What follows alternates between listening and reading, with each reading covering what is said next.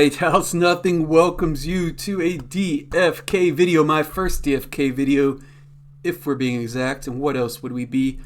I hope you're hype after that intro. I don't want to talk about how long it took me to make. We're learning. I'm pretty new to YouTube, though I have done a bit of Dragon's Crossing content on this channel as well, so go ahead and check that out if you're interested. But this is DFK time. This is Void Hunt time. This is not a coincidence that I'm doing my first DFK video in respect to this. You know, I've done other streams. I've talked a lot about summoning. I've talked a lot about the in-game economy. I've talked about what's coming and speculating and blah, blah, blah. What I really want to talk about is taking game actions in DFK combat, and that's exactly what we're going to do in the next video. This video is going to be more of an overview. We're going to talk about what's new exactly, why it matters, what the kind of paradigm shift is that has taken place with this update.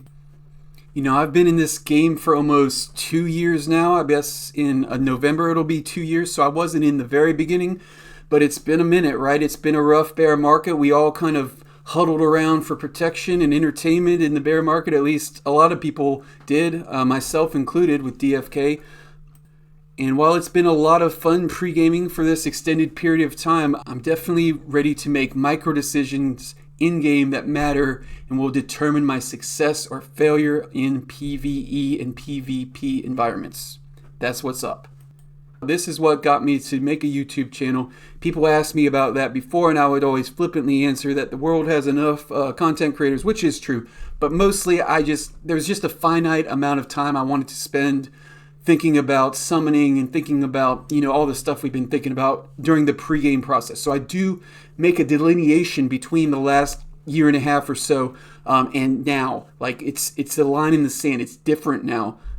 Things are different because, you know, we're not pre-gaming anymore. We're full-blown gaming, boys. Let's go. Like, I'm a lifelong gamer. I'm sure a lot of people listening to this are lifelong gamers. You know, I played a lot of poker, I played a lot of Magic the Gathering, D&D, I played a bunch of PC games generally related to D&D. You know, my professional and academic background is in statistics, so all of this kind of, you know, leads to probabilistic thinking. It's not something that I really try to do, it's just kind of how my mind works, and that's how I approach gaming. You know, and with that approach, you know, I consider myself a spreadsheet gamer as opposed to like a dexterity gamer, as like a Twitch muscle gamer or whatever. Like, I have no interest in playing games that, you know, my success or failure is determined on how quickly or like in what order I press some buttons or something like that. I just don't have any interest in that. I have a lot of interest, however, in kind of forming an understanding of a complex system and kind of, you know, taking in all the data and making decisions, like the best decisions that I can make based on what I know and what I think I know, and just kind of going with that. That's how Dragon's Crossing is a lot. That's why I love that game. That's how Fight Club was a lot. I was really involved in the DFK Fight Club community when that was a thing. And yeah, that's what I want to talk about on this channel pretty much predominantly. So in a minute here, I'm going to grab 3 heroes and fire up a hunt, not as a gameplay kind of tutorial. I'm going to do that in a different video, but as kind of just a visualization of what's new and why it matters. But before we get there, let me just elaborate a little bit. What I mean by systems is basically somebody designed with parameters the system, probably Hubert. You know, he's given a lot of credit to other people. I know other people are involved in this, but something we all know if we've been in DFK is like these heroes just are not created randomly, and people who are summoning, I don't think anybody just randomly summons heroes these days. Maybe they don't, but maybe they do, but probably they have some sort of understanding as to how this is going to happen. Like all these recessive genes, all these main genes, like everything in here, like it's a system, right? Like I said, parameters, and it's been designed and it's been modeled out to, you know, if we put in this input, we'll get this output on average, and it's been tinkered with and stuff like that, and then it's eventually been released. That's how all this combat is going to be. Like I said, this is more of a pre-gaming thing. This matters for combat a lot. You know, it's going to matter a lot more for PvP, I think, but for PvE, it also matters. It's going to affect your win percentage, is how you've been either buying or creating these heroes. You know, also, you know, what else matters in terms of pre-gaming is the in-game economy. You know, it's been pretty down only for most of these items that are inflationary. Stuff like Amber Taffy, stuff like Tears, you know, this is stuff that we've been getting from questing our heroes for so long. And we haven't closed the loop. That's a phrase that really stuck with me that they've said a number of times in AMAs. Let's talk about what that means. Like we're, quote unquote, burning our gold. We're burning our items in order to make another items. That's more like transmuting those items. Like it's not really organic demand. So this concept is really important kind of economically. And, this system all kind of, we're all familiar with this. Like I said, you quest your heroes, you get a certain number of things. This is all based on equation. This is all based on parameters. This has been modeled out, and we don't have that organic demand. That's what combat will give us, is closing the loop in terms of organic demand. Like right now, we go make a pet right now. What does that really mean in terms of DFK? Like we're more like transmuting these items, right? We're transmuting these items we found in quests into a pet. Then we're transmuting more items that we found into a pet treat. And what is that pet doing? Currently, it's generating more items. So this is kind of like a loop of pre-gaming that's just like feeding on itself. It's not really leading to anything. Whereas combat, this is how you create organic demand. Like these potions, like once people want to own these potions organically for combat in order to play a game that they want to play, that's when the paradigm shifts. And that's what they mean by closing the loop. We're not quite there yet, right? There are potions in the game, but they don't quite function in the way that would close this loop, but that's coming soon. Pets don't yet function in the way that would close this loop, but that's also coming soon. And that's a good thing to be thinking about why combat matters. Even if you don't like these games somehow, that'll help your bags. Like that's how these numbers go up, right? Like I'm not going to even, suffer the indignity of looking at a gold chart into what it's been doing for the last year. But the reason it's down only is just, we don't have that organic demand. We're just like turning it into other items, and those other items are just more pre-gaming that just builds on itself. This is how we change that, right? And this is why that's important. So those are two systems that, we're familiar with. I'm not going to go into them in depth. Like, how a summon works probably. How kind of you get gold. How you spend gold. What you can turn it into, blah, blah, blah. But the new systems that I want to talk about in this video kind of work the same way. Like somebody designed them. Somebody modeled the data for the inputs and outputs. Somebody set these parameters onto how it's going to work the same way they did. And by somebody, I guess I mean Hubert. The same way they did with these heroes and with this in-game economy stuff. So let's go and get a hunt going. Like I said, this video is not about in-game decisions, but I will get this going just to kind of visualize what's going on. I'm just going to grab through heroes real quick. Okay, that proved a little more difficult than I anticipated, so I switched over to my main PvP account, my questing account. I had to deal with stamina pots and the bot grabbing stuff and all that. So I just moved over here. I just loaded up a new hunt and kind of paused it in a spot where it was getting complicated and is illustrating a lot of things I want to talk about. So you can pause basically by hitting the X to get here. Oops, not there. Resume hunts here. And after going through a couple of rounds, it'll catch up to the game state where you exited, which is exactly where we are here. So the first thing I want to talk about is this visualization of the game state. That's extremely important. That's going to inform basically all the decisions I want to make in terms of probabilistic thinking. Like the game state, I need to know exactly what's going on, and the game really helps you with this. You see there's a visualization that shows you I'm both taunted and bleeding on this hero. You can see all three of the boars are bleeding. You can also see down here there's a buff that's not shown above their head. There's a state of amnesia on these. I believe one of my guys also has a buff for one more turn. So it shows you exactly what's happening, and it shows you exactly for how long. And that's going to really help with the deep strategy of this game. And it's extremely important that you have all this information, a click away or a scroll over away. You can even kind of go into an easier to digest version of that. But all the same information is shown on the main screen as well. You can also see all of their abilities exactly. I wish these had a little different icons, but that didn't quite happen. But it's extremely important to have all this information because this is going to affect your strategy. So this is Grunt. You see he's on Amnesia 3 Grunt. That means he just cast it. So he can't cast this again until he's progressed through 3 turns. Whereas the little boar, one of them is on Amnesia for Nuzzle for 5 turns. So that's extremely important. That's going to actually, in this specific spot, that's going to completely inform my strategy. Not the Grunt part so much. Although I don't like that my knight is taunted, but it's going to inform the entire strategy. Like, I can kill this guy without him getting charmed. I can debuff this guy without him getting cleansed, because I know, sitting right here, in case I forget, it's always right here to scroll over, that middle boar, aka orange boar, is not able to nuzzle him for another 5 turns, so I want to kill him in that window. This visualization is known as a HUD, a heads-up display. You see it in most games. It's just extremely important to have all this information in a readable state. And I think they did a really good job on this. This is the type of game where you can really screw this up, and you can really confuse your players. Like, you'll probably be confused the first couple times you go through it, sure, but eventually you'll come to realize that these different icons, what they mean over here, and why they should affect your decision. And also another important thing is the battle log, so you can go through and see like exactly what happened. Like, if something happens that you didn't think was possible, like you thought you had a boar taunted, you can go through here and see, oh, he got cleansed by his ally, or he cleansed himself at the start of the turn, and that's why he was able to act like that. So I don't go through this often unless I'm just confused. Like, you can basically just go through it and figure out what happened, like I said. Which these are two extremely important. They're not just quality of life. Like, if you didn't have this information, the game would be a lot worse. You would make a lot worse decisions. It would be a lot less strategic.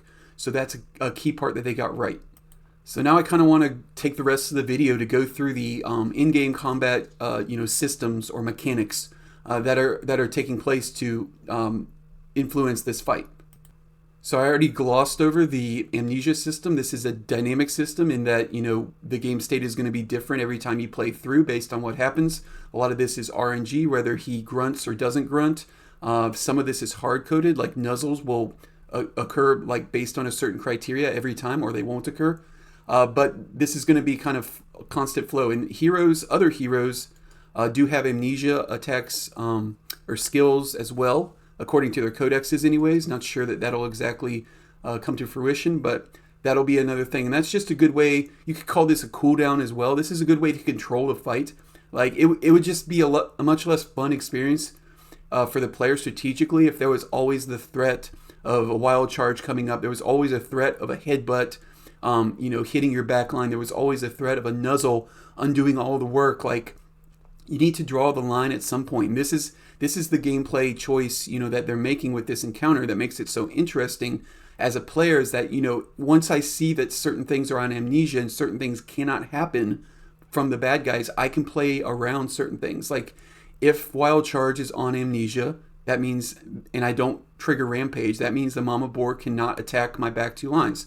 If the small boars are on amnesia from headbutt, that means they cannot attack the back 2 lines.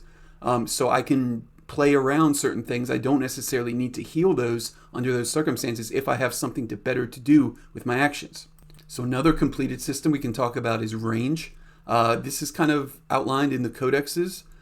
Each hero, has a tendency, like the knight can only physically attack the first range. We've seen that play out. We were expecting that, whereas archers, can do all 3, which makes a lot of sense. Well, that one's range 2, but it can affect both. Anyways, and priest as well. So this is a way for them to control the battlefield. This is a way for a player to inform their decisions based on what they can and can't do, and more importantly, what the enemies can and can't do. I just talked about, the cooldown mechanic affecting the headbutt and the wild charge stuff, but you can just look at that and expect, where you're vulnerable. So headbutt, this one has amnesia 3. This has a range 3, whereas all the other physical attacks on these little boars is the little gore. This only has range 1. So they're going to do that a lot. They'll do that sometimes when they can, but it'll happen much less. So you do need to play around it, but you kind of can see what is coming based on the amnesia mechanic and the range mechanic. If you've ever played the Darkest Dungeon franchise, well, part 1 at least. I haven't played part 2. I played a ton of part 1, and that uses this range mechanic a lot like this. And that really informs the strategy. That really adds a lot of complexity for the player based on not only what your heroes can do in terms of range, but also in terms of what the bad guys can't do in terms of range. Another completed system is speed. They could have gone a number of different ways with this, and I really like what they came up with. In games like D&D, where you have the kind of tabletop presence where I used to keep initiative on note cards. You don't want something like this, but a computer can deal with this a lot easier. So in something like D&D, you roll initiative once, and then barring a few abilities that can happen, you stay in that order for the entire fight. So once you get to 1,000 speed, you go. And there are ways, agility is going to add some amount, maybe dexterity, I'm not sure, but agility for sure is going to add some amount of speed every round, and that's going to determine, quantifiably the turn order. And there are abilities such as Forever Vigilant, which dazes, and you can see right here, every daze gives them minus 500 speed, which I just know from doing it, and that's really awesome. That's a way you can affect speed. There will be lots of ways. It makes the ability, basic ability speed a lot more interesting now that we're on this kind of quantifiable speed or initiative system as opposed to turn order. Like the way days was worded before is that they basically go at the end of the turn instead of wherever they are now, and that was not very appealing. So with this rework, so we're not strictly turn-based. We're quantified speed. Stuff like days, stuff like speed. We're going to have a lot of abilities from classes that come, like probably ninja. I'm sure the spellcasters like seer will have some way to either debuff their speed or increase your own speed. Right now we just have these three classes that don't have much agility, so you could probably ignore speed as a mechanic for right now and be fine. But eventually, we can scale the complexity of this game by adding in a lot of effects and a lot of classes that deal with speed. So this system is already complete. This is a system I really like, although it's not using it that much at this current point. But as we get more classes, that will change rapidly. So I just used the phrase scaling complexity with respect to speed for adding new classes. But now I want to move on and examine that possibility in the context of incomplete systems. The first and most obvious example of that is classes. We have the Knight, Archer, Priest build. Of course, you can choose other classes. It's generally not advisable. That will hurt your win percentage, but you can power level some other classes. But we can scale the complexity within the system of classes, obviously, by scaling more classes in. They've already announced that the next class, which is Warrior, will be coming out reasonably soon, whatever that means. So that's an example of scaling the complexity horizontally. Like we have three classes, adding a fourth class, adding a fifth class, adding a sixth class. That's just more of the same. That's what I mean by scaling horizontally, and that's extremely important. Whereas some other systems, like skills, for example, can both scale horizontally, as in we're going to add more skills when we get the Warrior. We're going to add more skills when we get more classes, advanced classes, elite. We're going to add more skills as we start to approach beyond level 20. Right at level 21, we're going to get another tier of skills. At level 28, we're going to get another tier of skills. So the complexity is going to scale up through that, but it's also going to scale vertically. And what I mean by that is changing how the skills fundamentally work into a more complex way. So what they've said plenty of times in the past, and what I know Kung Fu has mapped out in his DFK combat site, is that skills are intended to be with respect to these skill points that we get every time we level these guys up. So looking at this level 11 Knight, I believe he has 11 total skill points. We're spending them in the current system. 1, 2, 3, 4 is 10. We get the fifth skill at 15. That all plays, and it goes on like that. But this is not the final form for the skill system, right? This does not use subclasses like we're going to use subclasses. This does not use kind of a user choice as to whether we're going to do multiple level 1 skills, multiple level 2 skills, and skip our level 3, or we're going to chain together, to get a level 2 plus or a level 1 plus skill, like you can see in the codexes is going to be possible. That's kind of a way we can scale the complexity vertically. So like that's adding something new. It's not just more of what we have now. That's kind of redoing it. And you can see the same thing is going to be true with potions. Right now, you have 3 total uses. This guy's taunted, so he can't use one. And we just use any combination of it. So this is going to scale vertically as well, as in we're not just going to add more potions to this, I don't think. Maybe we will. Maybe we'll add a swiftness potion or whatever, and it'll work in the same way. But we're going to redo this system and update the system to its final form, which is going to be, you're going to expend these tokens, right? These inventory spots from in-game items in order to use like a full potion or a swiftness potion or a magic resistance potion or whatever you choose, and then you're gonna expend those potions, and that's gonna close the gameplay loop like we talked about before. Everything here is kind of as simple as it's gonna be right now. We're gonna add more and more complexity, which is great. There's things that aren't even in this version of the game that we're going to add, such as traits. How cool would it be to have days on, just a random priest right now so you can like interrupt a wild charge? That sounds awesome. That's not in the game yet. The pets are the same with combat bonuses.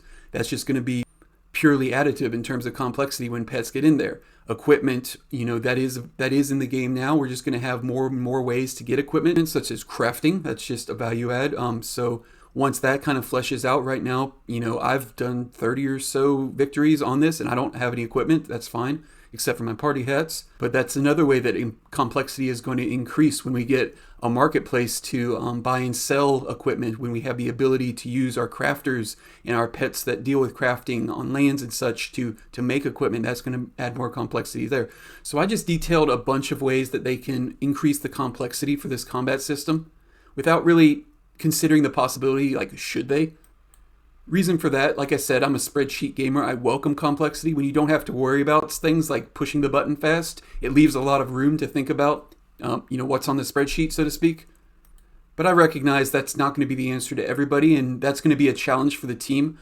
I'll go through a couple of challenges potentially. That first one being the tension between accessibility and complexity. While this is clearly going to be a complex game, you need it to be accessible enough for new players just not to get completely overwhelmed and frustrated and quit.